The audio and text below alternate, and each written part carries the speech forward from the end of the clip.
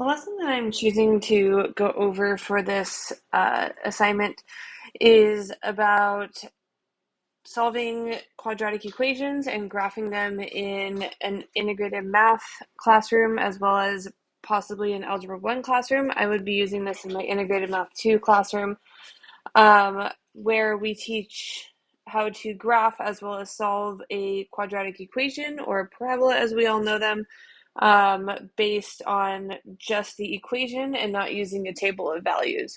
So the way in which this lesson would work would be by using the program Desmos with all of our students. All of my students have an iPad. I'm at a one-to-one school where all students have an iPad and all teachers do as well. We're an Apple distinguished school, so we all use iPads.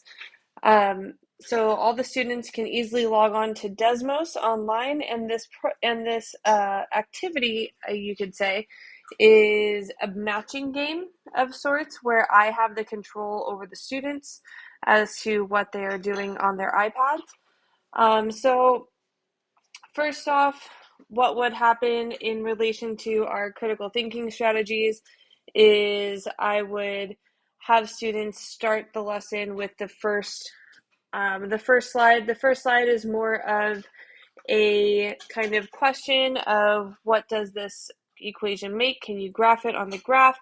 Or more so of an estimate of the graph.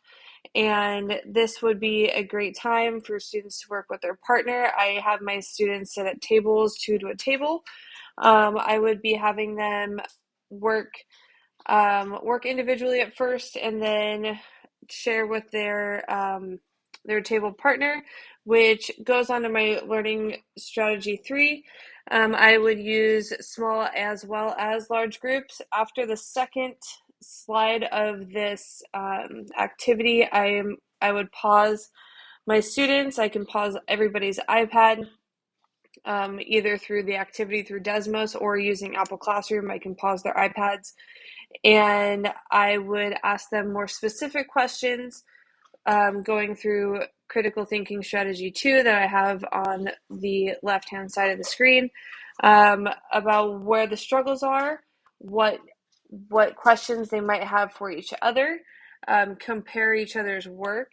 I would have students compare where they were working with each other and see what kind of answers they have gotten. And then from there, I would ask those two students at each table to turn around to the students behind them, to the table behind, and compare answers there as well. And then ask the entire group, so going from small group to large group, if someone was willing to share what they talked about in their groups, so that way everybody could kind of feel like they were all on the same page and that nobody was really struggling at the same time.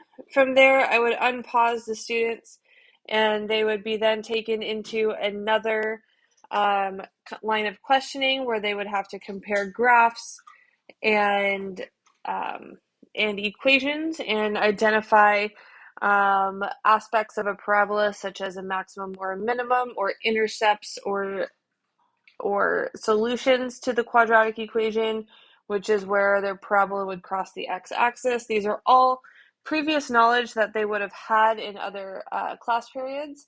This activity is more of a review type fun activity, so that way they can extend their learning to different types of questioning and not just here is a problem, solve the quadratic equation, graph it, follow all these steps, X, Y, and Z.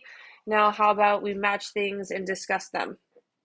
So from there, that is kind of all in the same kind of topic as critical thinking strategy 1 that I have highlighted, where I would be asking these kinds of questions as I'm circulating about the room, seeing where students were struggling, looking over their shoulder, and pausing the students as I would see a group struggling and just kind of open that discussion to the entire classroom as to maybe what kind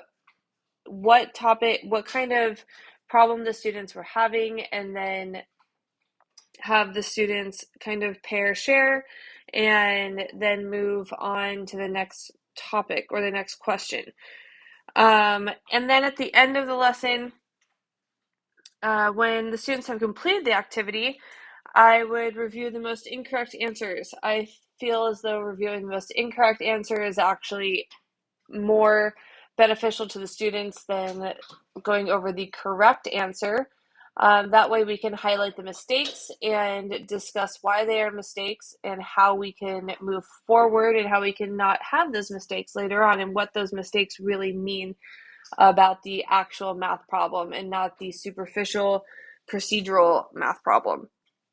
The ticket out the door from this lesson, from this day, would be me giving the students a quadratic equation that they would have to identify the solutions for, write the equation for, graph the equation, as well as identify the extremes, which are maximum and minimum points, as well as identify the intercepts and the solutions.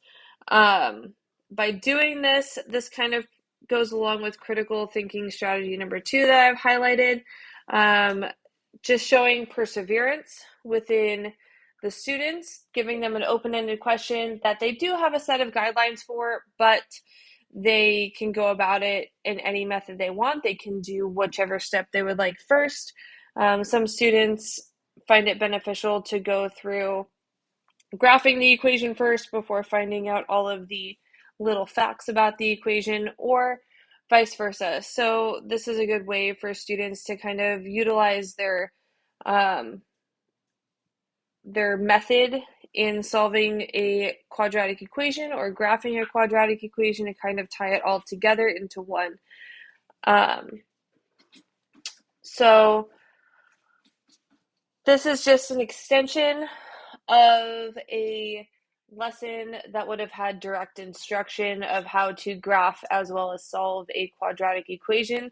This is more of an enrichment extension of a lesson, of a class period. And that is my lesson.